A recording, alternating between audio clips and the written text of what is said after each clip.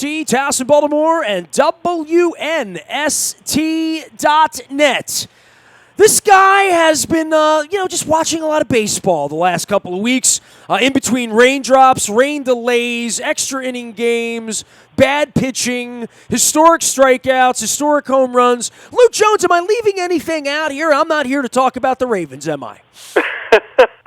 Well, I mean, if you look at it on a global level, I mean, they're a last-place team, and they're the worst team in the American League, and certainly there are a lot of things. Fifth place if you ever want to work at Masson, just so you know, fifth place. But at the same time, if you look carefully and you are watching on a nightly basis, there are some individual bright spots that have been nice to see. You know, a Dwight Smith Jr., a John Means, who pitched really well on Mother's Day again.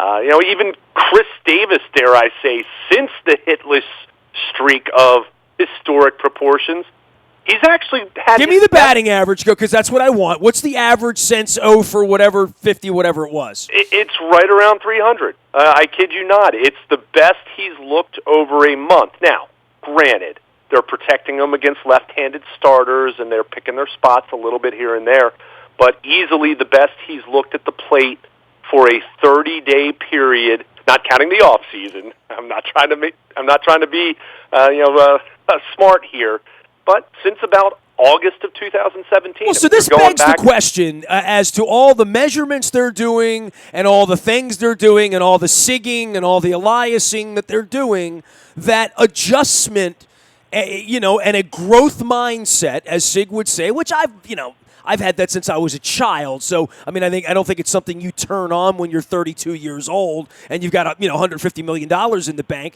I think Chris Davis has gone through various struggles that we've all witnessed here in all sorts of ways, from Adderall to not being able to play in playoff games, to trying to justify himself, to being this poster child for the modern athlete who overstepped his bounds on a contract and now can't deliver. All that weighed on him, but the science of doing this, the physical ability between his eyes, his brain, his hands, his speed, the things that he could do at an incredible level 4 years ago that you and I could never do and only dream of doing, whether that could come back or not, and whether that's coachable, learnable, teachable, scienceable, analytical, maybe that's what maybe there is something to, hey, there's some adjustments being made here. I don't know, but you would like to believe that when these scientists come in, that they're not going to appeal to everybody in the same way that I didn't appeal to every employee or every guy in my lineup over the course of years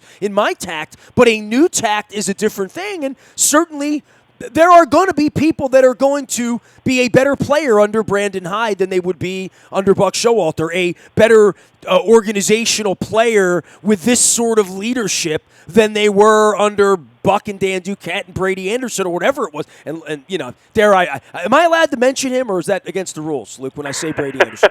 It's definitely been a little bit of a topic of discussion with just how scarce he's been, but going back to what you said about Chris Davis. Too scarce, I'd say, huh? I'll check the bygone on Thursday night. I'll look around, see if he's right. But it's better than having this person who's dabbling in all these different areas and not knowing who he's answering to and all that. I wonder how that conversation went when the door shut. Mike Elias, Sig Meidel, and Brady. So how's this going? Yeah, well, how is this going?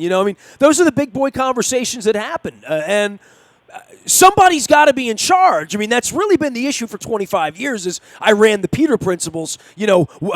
Anybody tuned into NST last week or went to the Audio Vault or has read my work or has witnessed the last 25 years, having a true structure. I mean, as we go through this, ask Sam Perlazzo, right? Ask Leo Mazzoni, who came from other places. Ask Jake Arrieta now that he's been 3 different places. Ask anybody as to what this was and what it needed to be.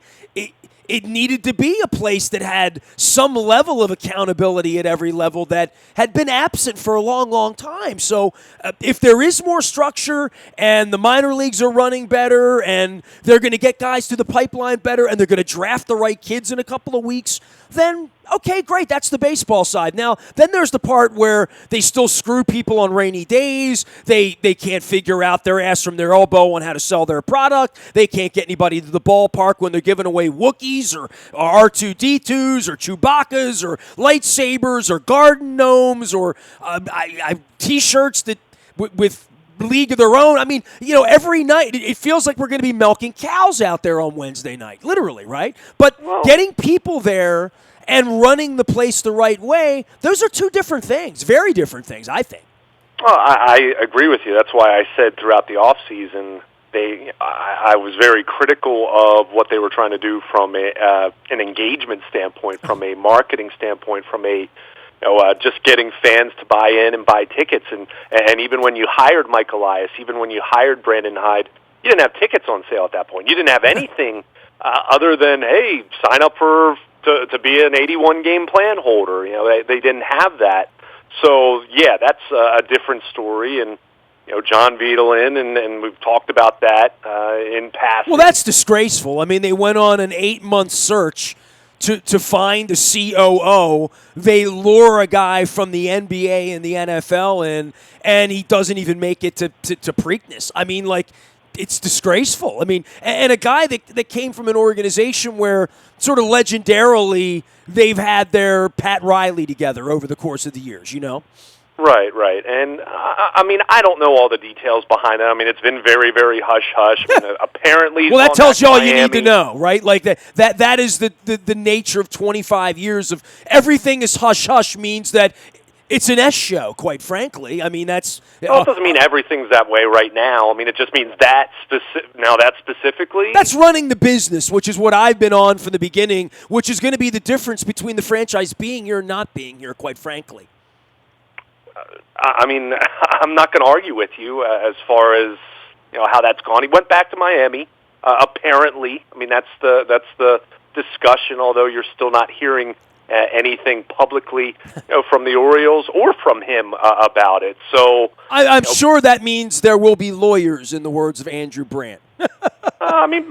Or he just wanted to go back to a place he's been before and was happy before and successful before. I don't know. Or maybe seeing opening day with 10,000 empty seats and, sponsors not around. I mean, look, man. He had to know what he was getting into in that regard, though. And I'm not even talking about the history of ownership or anything like that. This was a god-awful baseball team last year when he signed up for this, and he had to know that it was going to stay god-awful in terms of wins and losses. And he also had to know that the Orioles' reputation, the community, was not much better than that of Jeffrey Loria in South Florida, if at all. Quite frankly, I'd put them at 1 and 1A when it comes to you're going to go out to car dealers and beers and bars and, call our friends down at Bond Distributing. Call the friends over at Chesapeake. Ask them, how they're feeling about the Orioles and, selling beer this year and how they feel about little Marco and, just in general, the business of the Orioles, and you're out there every night watching it, it's hard to look at from that perspective. Now, we'll get back on to Dwight Smith and we'll get back on to Means and the guys that are out there because these kids are trying hard. For the people out there cheering for it or me at home in the 5th inning putting a competitive baseball game on as opposed to the couple of times when Chris Davis has been pitching this year already, that you would like to think that in August that they'll be more competitive than they are in May. My question is how hard are they trying to win when you're really trying to get number 1 draft picks and, as your Sixers once tanked it before Kawhi Leonard broke everyone's heart there on South Street and Broad Street late on Sunday night. Tanking's not a bad idea, but that doesn't save the franchise for the city, and I'm not going to let. One does have a lot to do with the other right this moment. I mean, they are not separate. They are connected as to when Nashville or Las Vegas taps the boys on the shoulder and says, hey, we've got this thing here. I don't know what the thing is here anymore. I don't know where Black & Decker and McCormick and, Old Bay and Under Armour and, I know where First Maryland National and Provident Bank and, National Bow. I know where all they are. They're not around anymore. I know where Crown Central Petroleum is. They're not around anymore. So the people that used to support this financially as I have my, I brought out, my mom gave me this, Luke, you can check this on the video later because I know you can't see it, but I know you've seen the dollar bill thing. I found some old audio of my mom. My mom gave me that on I believe it was my 8th anniversary, so we're here 22 years later. The dollar bill is, how Camden Yards got here. It's the football team has to worry about that at this point. We're all talking about PSLs and availability, and are you going to go on the trip to L.A.? Are you doing this? You're going to Buffalo with a bunch of knuckleheads on the Getty Lee Trail to Toronto? I don't know. But when it comes to the baseball team, I live 2 blocks away. And dude, I know you go every night. I know you're sort of a little bit in the bubble. I'm sort of 1 foot in the bubble because I am watching. And, I see Palmer, who can't even look at a replay and call it the right way. I mean, just embarrassing stuff that goes on with Masson. But I really do see what happens downtown in the Baltimore positive side of this, and the fact that nobody's going to the games. And I don't know that that's going to change in June or July or August. Might get worse as it gets hotter. I know Mike Trout didn't pack them in. I know the world champions didn't pack them in. I know Aaron Judge didn't pack them in. I don't think anybody's coming like my dad and I to see George Brad or Nolan Ryan or, whomever, Hank Aaron when he comes in with the Brewers. I mean, I remember doing all of that in maybe not so good Orioles years. I guess in the not so good Orioles years, that's most of this century. So when Derek Jeter would come to town, or the Red Sox and my wife and her family, people would come in. That train feels like it's sailed for Red Sox and Yankees fans. I'm just trying to figure out, what do they do every day when they wake up, other than we might have a quad A pitcher that blooms and, he might get to 12 wins this year and make 30 starts this year and pitch to a 4 ERA. We might have a legitimate starter or two. But what do they do every day to try to get people there? I don't know the answer to that. And I know one of the answers is my Baltimore positive thing, which is from Bel Air to Pasadena to Westminster to Ellicott City. Everywhere I go, people tell me they don't come downtown at all anymore for anything anymore, let alone a god-awful baseball team. So we've got that going on, and I am very, very concerned about it as this thing kicks into Preakness week, and we're going to lose that thing too. Yeah, part of this is, I'm just going to tell you, what did you really expect? Oh, I know. But that can't be that can't be what they are saying inside, though. They can't say, we're last place, no one's going to come anyway. They got to do better than that. They really do. I agree. And, what they did Saturday night with having a league of their own night, they got a little bit of a spike from that. And look, they're not going to sell out. They're just not. They could... I got you. Short of giving away straight cash, to people just walking in and just giving them money, they're not selling out the ballpark. They're not coming close to selling out the ballpark. Are there things they can do, like what they did with the League of Their Own night and give away a T-shirt? And even with the weather being really lousy, they showed the movie after the game, and they had. I had friends that were there. Okay, I saw the pictures. I see this stuff. Hey, the stuff they do, because if you follow them on Twitter, which their Twitter is sophomoric to the point of I don't know how I stay with it, but my friends who are on Facebook who still love the Orioles, my old school friends, Felicia and Tammy were out there on Saturday. I see what's going on, but I also see the same thing you're seeing from up in the press box, which is, boy, there's only a few of us left. It feels that way anyway. Well, again, even with giveaways and even with ticket people aren't going to pay for a bad product. Oh, yeah. And that's just reality. And by the way, that's the case in Miami. That's the case in Kansas City right now. That's even the case in places where they're winning. Like by the way, Kansas City, Bay. right?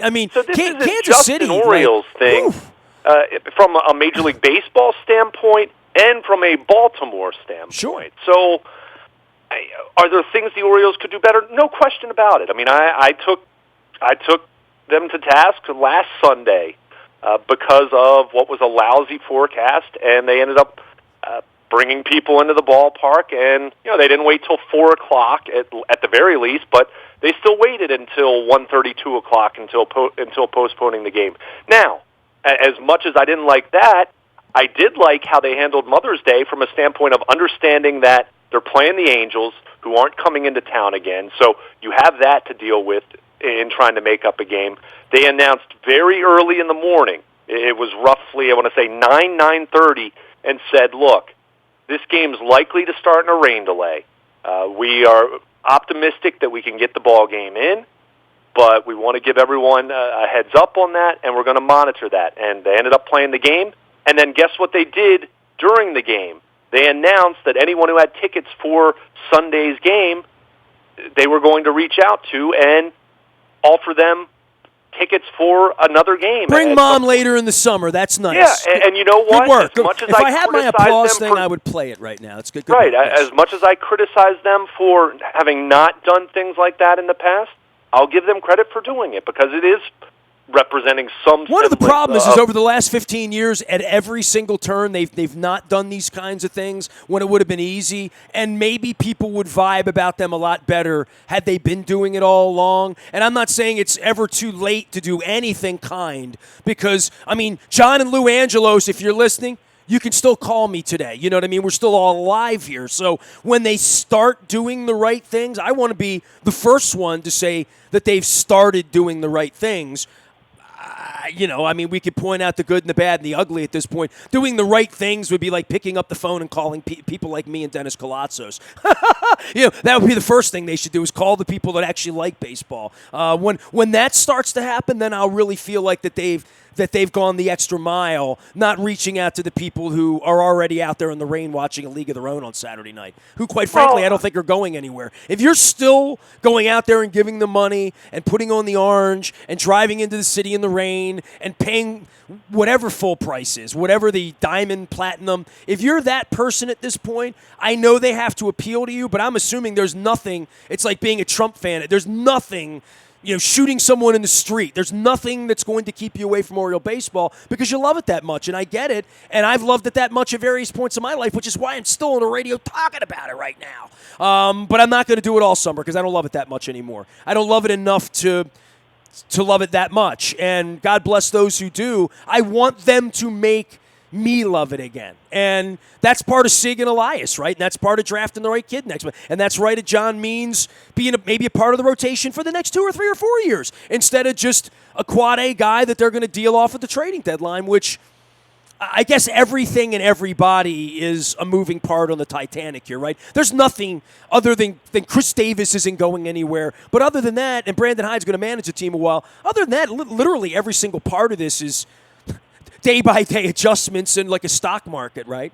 Right, and that's where you do have to have some perspective and some realistic assessment of where they are. Because, I mean, look, a year ago at this time, now it was already over, but 13 months ago, let's say, they were still hoping to be a wild card contender last year. And we know that they weren't even close to that. So when you go from where they were a year ago, 2 years ago, at the end of this run, you and I talked about it a lot as far as rebuilding or trying to make one last run, sign some pitchers, trade Manny Machado. I mean, they were kind of this halfway in, halfway out, and we saw how that wound up. When you have to burn something to the ground entirely from a baseball standpoint, I mean, there's going to be a lot of fallout from that, and they're dealing with that. I mean, their attendance was terrible last year when they were still kind of sort of trying to win over the first 3-4 months of the season. So, it wasn't going to get, just because they said, okay, we hired a new general manager and, we're going to be into analytics and we, for the first time in a while, look like we're going to have some structure within the baseball operations side and a chain of command. That's still not going to bring people back overnight. I mean, you just have to be realistic from that standpoint. So, there is pain in terms of what the crowds look like and in terms of what you're getting out of your entertainment dollar. I mean, come on, man. You and I have been at this a long time. You and I go out on a Saturday night and walk into an empty bar or an empty restaurant. There's almost a vibe that you don't want to be there, and that's part of the party that they're trying to throw on the deck out in the outfield. When you're out in the outfield, it's particularly bad because you look into the bowl and see no one. You know what I mean? I live, as you know, where I can see no one every night. And, I spent the week off going through a lot of classic stuff, and I do want to promote the Preakness this week, Luke. I know horse racing is not your thing, but it certainly has been the city's thing for a long time. And you know of all the legends over 28 and a half years of radio now that I've had on here, Clem Florio, Charlie Ekman. I've unearthed a bunch of old sit-downs. Joe DeFrancis. I found the piece from Joe DeFrancis and I the day that his family sold the racetrack to Magna in 2002, okay? So, like, I where all these hopes and dreams all collide, and talking to Gary Stevens and Kenny Mayne in 2002 at the Super Bowl in San Diego, or 2003, calling Pimlico a dump then, right? So, all of this comes back and you say, well, how long can it go on? How long can it stay this way? And, this week I'm going to be playing some old school stuff, but I found a piece where I was doing baseball conversation in 2002 and 3, and that's right when the attendance first dropped off. And I have this sound in my voice that I don't have anymore, right? Like, 17 years ago, right? I mean, I still had this, hey, there were 3 million people there a couple years ago, and Davey Johnson and Cal Ripken is still here. We can still sign Messina, and, there's all of that. And now 18 years later, it's amazing to me the different intonation in my voice, in the way I speak of it, after being Stockholm Syndrome for like the better part of, a quarter of a century, that there is this part of desperation in the emptiness of all of it to say, like Willy Wonka when Augustus Gloop was drinking the chocolate fountain. You know what I mean? Like, no, stop, don't. We're going to lose the team. No, don't. Free the birds. Oh, that was 13 years ago. And all of my worst fears have been realized in that everybody's gone, and I'm not sure if any of them know how to get people back. I know the Ravens don't really know how to get people back, and I think my biggest motion this week forward, Barbara Mikulski, we're going to have Damien Adarty on Thursday over at State Fair in Catonsville. If you haven't heard Malia Cromer, go to Baltimore Positive and check it out. That's my random plug for Baltimore Positive, but we got to make the city better so the people in Pasadena and Harford County and Shrewsbury, your mom, your family, want to come down here once a month on Mother's Day, even when it's rainy, and go to Ruth's Chris and walk the city and go to the aquarium and be a part of Baltimore and feel pride in Baltimore being written across the jersey. And I know I'm wearing my hammer and nail shirt, and I'll be out there this week too getting a haircut because my hair's getting long. But the Baltimore pride thing, if there's one thing that I'm going to be really crazy about over the next 16, 18 months leading into this election, and whomever our next mayor is going to be, you better bring Baltimore pride back. You better get everybody back together and feeling good about coming back to the city, because this is an Orioles problem that I think completely self-created by them for whatever malaise they have on the field, off the field, in the community.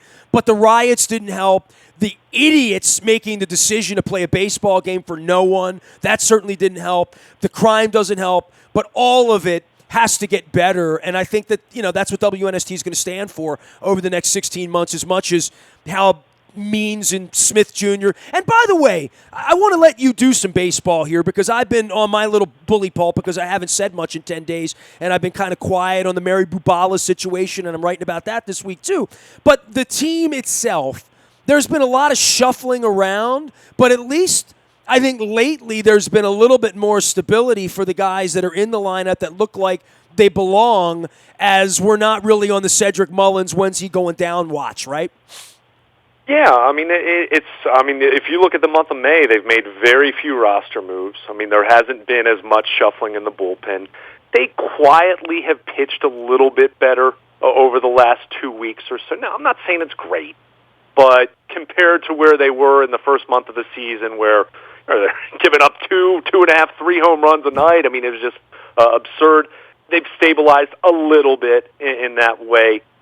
They've gotten some decent performance. I mean, the top of the lineup has been pretty respectable. I mean, Jonathan VR and Dwight Smith Jr. and Trey Mancini, and yes, even Chris Davis since mid-April has been pretty good. I mean, we looked at this at the beginning and we said VR and Mancini are Major League Baseball players. The rest of these guys are shuffling to try to figure it out. And Smith is one of those guys. It feels like he's climbed up to the rung to get himself onto the ledge to be a Major League player, right?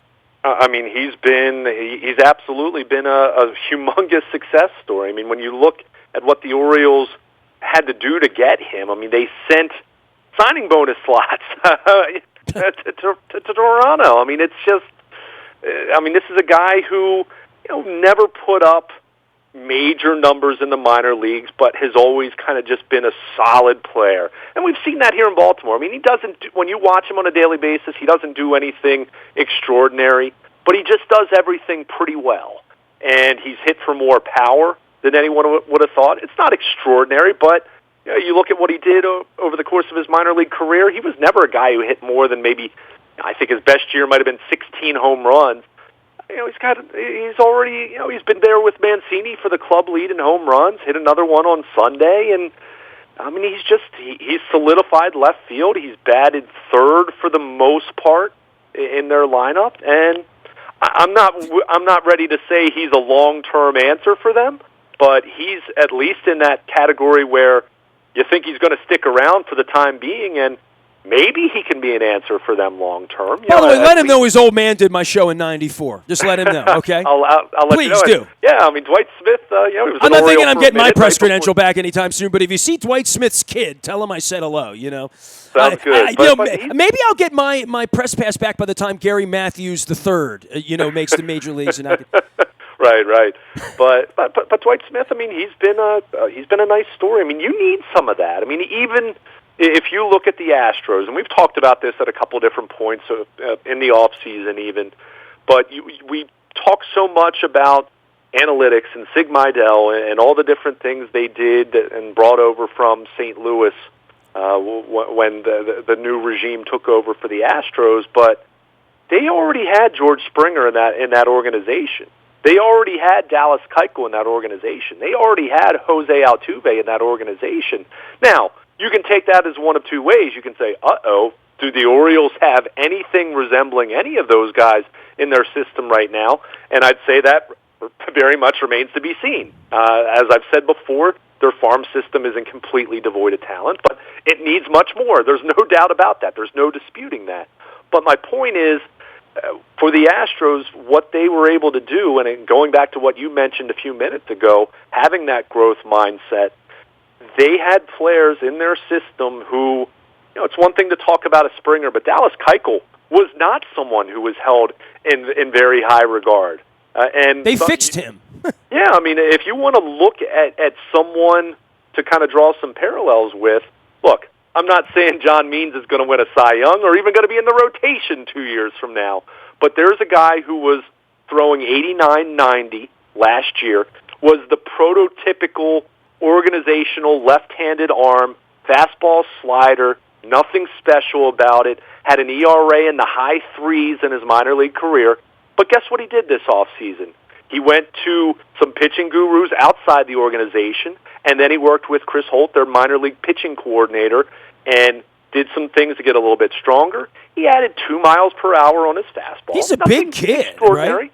Yeah, but he got a little bit of velocity, and what he really worked on big time was the changeup, and it's made a big difference for him. Now, I don't know if his best role is going to be as a starter, or he might eventually settle into a bullpen role, but he's pitched at a level, and he's done things, and he's adjusted, and he's started to throw his breaking ball more. He's pitched, and he's performed, and he's gone about his craft with a growth mindset. I'm not saying he's becoming Dallas Keuchel. I'm going to be very clear about that. But he's an example of someone who has taken new information and kind of taken a look at how the game of baseball is being played and how it's changing, and he's made some adjustments. And he's even made some adjustments to the adjustments that have been made against him. And it's worked out really nicely for him. And that individually has been fun to watch. Now, I'm not saying that individually is selling tickets and putting 30,000 people in the ballpark, but you couple together success stories with more of those and do better things organizationally, and then the draft is coming up here in a few weeks, assuming they end up drafting Adley Rutschman, the catcher from Oregon State, who is the overall consensus number 1 overall pick. We'll see if the Orioles agree with what the pundits are saying. I'm printing up my Clutch with Rutsch shirts now. Yeah, there you go. Yes. There you go. But it's all of these things in concert that you start to, over the next couple years, make some progress. And now, on the business side, they need to make progress and do things better in that regard. They started the Kids Cheer Free thing last year. Great. They offered a token of appreciation to fans on Sunday. Great. those things in its totality, it's not going to be the overall answer, but it can be part of the solution. So, all of this is about incremental progress at this point. When you lose 115 games and you have your attendance drop the way it has over the last few years, even going back to still being a wild card team in 2016, this isn't going to be fixed overnight on multiple levels in every aspect of the organization. But as long as you're seeing some semblance of progress, and on the baseball side, it's tough to see it right now because you're talking about a last-place ball club, but when you're looking at individuals, you're looking at a case-by-case basis, you're starting to see some of the young, lower-level minor league pitchers like D.L. Hall and Grayson Rodriguez and Blaine Knight and a couple others not just put up a decent-looking ERA, but they're striking people out, and they're missing bats, and they're showing off good stuff, and scouts are liking what they're seeing from guys at that level. It's still 2 or 3 years away. I get that, but if you look carefully enough, you can see some signs of evidence of light at the end of the tunnel. Doesn't mean it's going to work out. Doesn't mean they don't have a ton of work to do between now and that point in time. But if you look carefully enough, you can see a few bright spots here and there that give you some reason for optimism. Now, they need a lot more of that. Yeah, Yankees, Indians, let's see here. Yankees, Colorado, Detroit. That's what we got the rest of the month, right? Sure. So, and there's probably going to be a lot of losses in there. but this is a point I've made to you at a couple different points, and I'd be remiss if I didn't mention it again. I really do give Brandon Hyde and this coaching staff a lot of credit. You look at the team on paper. I mean, we've mocked it. How many times have we said, that looks like a lineup that should be going to Dunedin or Fort Myers or, getting ready to play. Are they playing on the backfield today? Yeah, exactly. I mean, you look at it on paper, and it's so obvious that they're lacking having very much major league talent at all. But, and it sounds silly to say it about a team that's playing 333 to 350 caliber ball, but I feel like they've maxed out what they're able to do with the talent that they have, if that makes sense. I mean, I feel they're being as competitive as they're capable of being, and that's a positive reflection on Brandon Hyde and the coaching staff. Now, will that still be the case in July? Will that still be the case in September? Will that still be the case next May?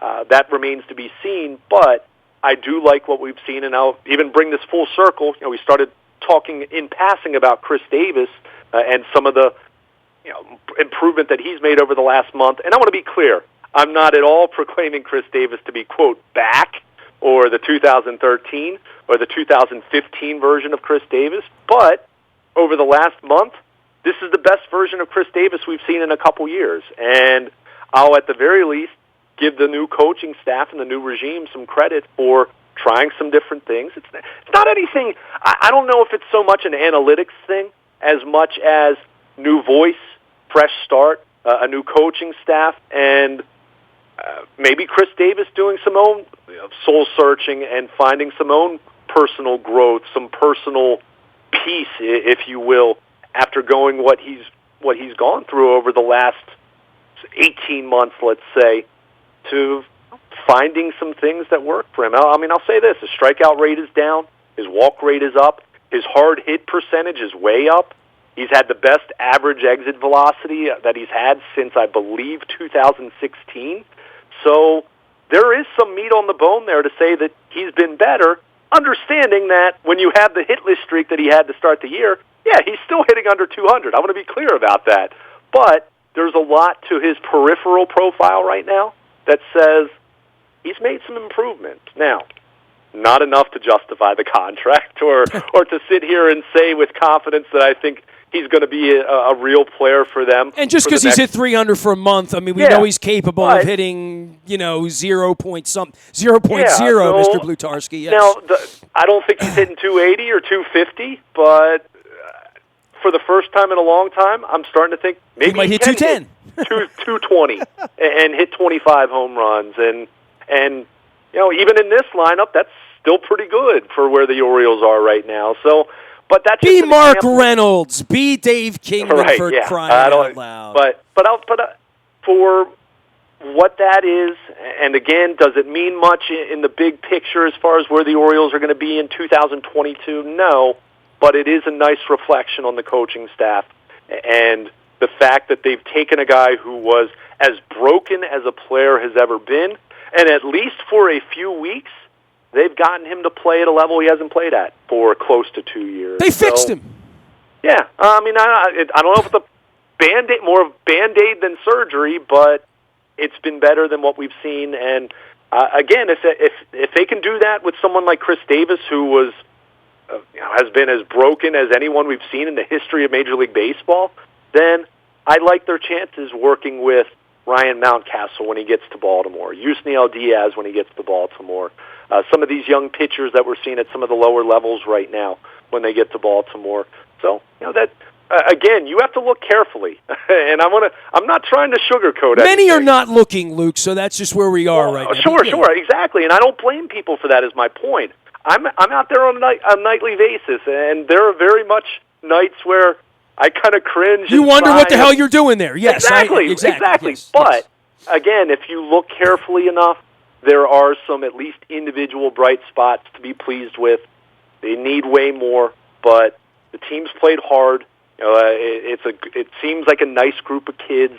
Many of these guys are in the major leagues with the Orioles only because they're with the Orioles. Oh, my God. Their parents are showing up and sitting in an empty ballpark and watching their kid play in the big light. Yeah, I mean, dude, from that, it's been heartwarming. I want to get to some football. I got to talk about some sponsors here. We got a couple of new sponsors. You can find Luke, Baltimore Luke, out on Twitter, and Luke at WNST.net. First off, Hammer Nails. I'm wearing the shirt. I've already plugged that. Owings Mills. Make sure you get out there and check it out. It is an absolute man cave spectacular. Go out, watch the big screens, do it in the evening. You get a drink. It's nice. Hair, manicure, pedicure, hot towels. It's nice. Hammer and Nails. Owings Mills Town Square. Royal Farms coffee. Real fresh, real fast. I pumped some gas. I had chicken last week. I have not had any Western fries lately. My wife's been away, so I got a pint of Ben & Jerry's. Some Chunky Monkey as well. Royal Farms, real fresh, real fast. I filled up down at Key Highway on my way out the other day. Strategic Factory. They've done my Baltimore positive stuff, and if you haven't seen the banner that we have, come on out to State Fair on Thursday. We have Damien O'Doherty joining us. We'll be in Catonsville. Don Moeller will be with me. All of our Baltimore positive stuff brought to you by Strategic Factory, but certainly our draping for what we've done. The first Baltimore positive event was at Pizza John's with Dutch Rupertsberger. Part 3 now out on BaltimorePositive.com, on the front of WNST.net, in our BuyAToyota.com audio vault, and anywhere you want to find the good congressman talking about all things Mueller report, Trump, local politics, how to fix Baltimore, education, crime, all that stuff out in Baltimore Positive. Barbara Mikulski coming up, Malia Cromer coming up this week, also Damien O'Doherty, and on the 30th of the month, if you're a UMBC fan, and I was wearing my UMBC shirt over the weekend, Dr. Freeman Rabowski is going to join us down at State Fair in Catonsville. State Fair is also a great place. They're a new sponsor as well. I got to put the picture of the Eggs Benedict up that I had last week. I'll do that on Thursday.